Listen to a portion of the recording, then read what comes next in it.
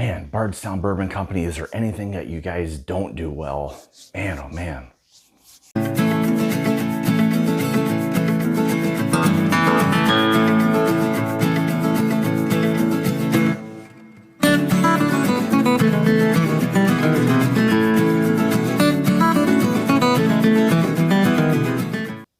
Hey guys, and welcome back to the channel. Thank you so much for joining me today. So we're taking a look at the newest finished bourbon from Bardstown Bourbon Company. These guys are absolutely killing it. Their finished series, I mean, all the way from their discovery to just all of what it is that Bardstown Bourbon Company does, they seem to kind of nail just about everything that they do. And I'm excited to do today's review because this combines two of my favorite things: a great bourbon and a great stout beer. So what exactly is this? It's finished for 15 months in Founders KBS barrels. Comes in at 110 proof or 55% ABV. Mash bill is undisclosed. However, it is from the state of Tennessee. So we have a really good idea of more than likely where this bourbon is coming from.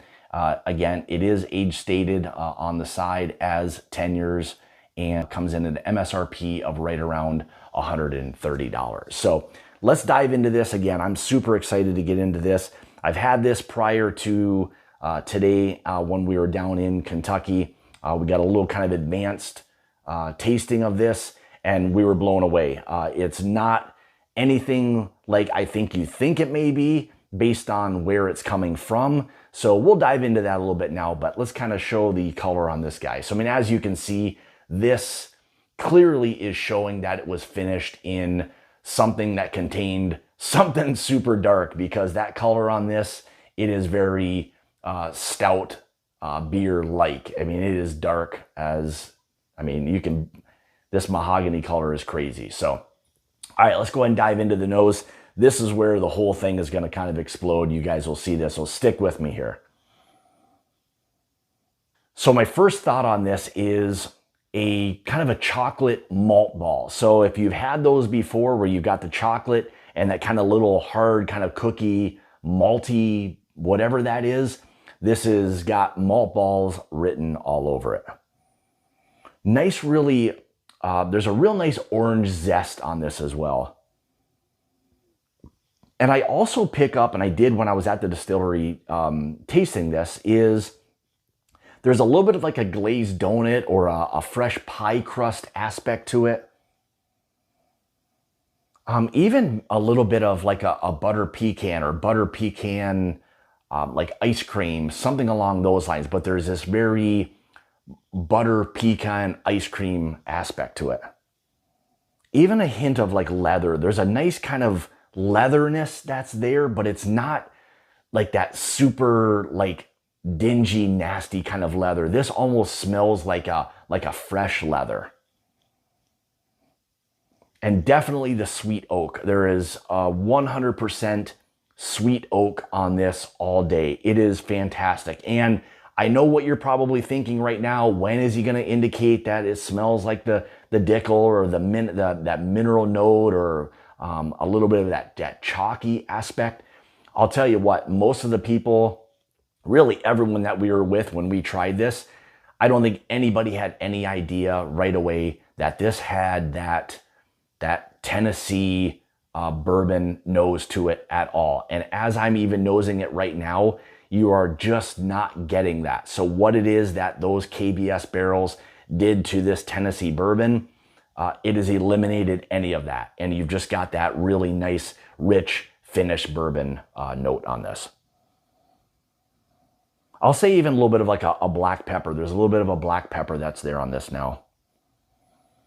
And here's one thing I'll say. There's this, if you've ever been inside of a rick house, there's this smell that you get that combines the bourbon, the old, you know, wood that's in there, the oak barrels. There's that just old rick house note. But yeah, there's that sweet oak, just that rick house aspect.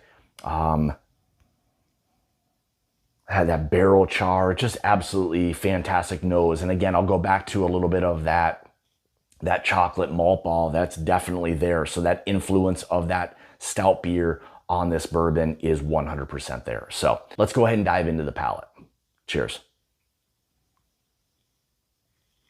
So immediately that sweetness hits. I think you're kind of hit right away with this nice amount of orange citrus.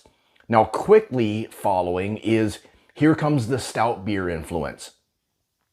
You're definitely getting hit with that, like I was getting on the nose, that maltiness, that malt ball, that malty factor is there. It's not necessarily like a maltiness, like a malted barley. It's not that. It's that kind of more sweet malt, something along those lines, but definitely combined with a little bit of a kind of a chocolate note that's there. Again, one thing I've got to say is it's got an incredible mouthfeel, very viscous, mouth coating. It hits right about its proof, right around that 110 proof. So it's letting you know that it's got a little bit of something to it. You're still getting, like I was getting on the nose. So far, very consistent with the nose to the palate. You definitely get still, like I said before, some of that maltiness, that chocolate maltiness, the orange citrus that's there. That rickhouse aspect is starting to kick in with that sweet oak, just that, it's always hard. I mean, if you've been in a rickhouse, you would know what I'm kind of describing, but there's just this, that old wood, the sweet oak that's there, nice bourbon notes that you're getting, all of those combined that you're getting on the palate so far. Yeah, I think you're also still getting a bit of that butter pecan, or like a pecan pie, because there's the pie crust aspect that's there to it. There's this rich kind of buttery aspect. It's very rich and complex, I would say. Sits on the palate really well, very oily. Again, more of that orange zest or orange citrus that's coming out. Nice vanilla bean. I will say this is more of like a rich, actual vanilla bean, nothing artificial, but it's very rich from a vanilla standpoint from that. And I'll also say this, there's this dark, rich kind of espresso note. And this is specifically more espresso because of how bold or intense that kind of cup of espresso actually is. It's more beyond just a coffee or a coffee bean. This is much more rich, bold, intense, like a cup of espresso. There is some dark fruit that's there. It's not overwhelming, but there's this richness, there's this fruit. I'll say maybe even along the lines of maybe like a chocolate covered raisin, something along those lines, combined with that maltiness that's there.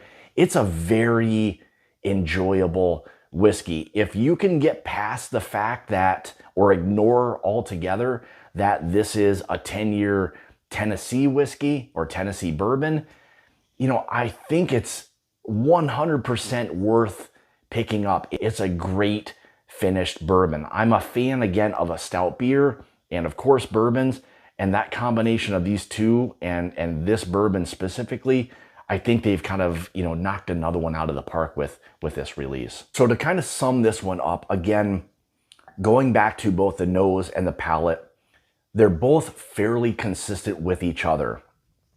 I'll say first and foremost, that chocolate malty characteristic is definitely there. The stout influence on this bourbon is 100% there. So if that's something that you enjoy, I think you'll absolutely love this bourbon.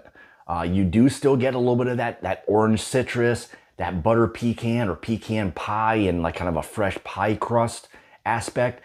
The rickhouse is one thing that just continues to linger, in my mind and on my palate. There's just something that's very rickhousey about the profile of this.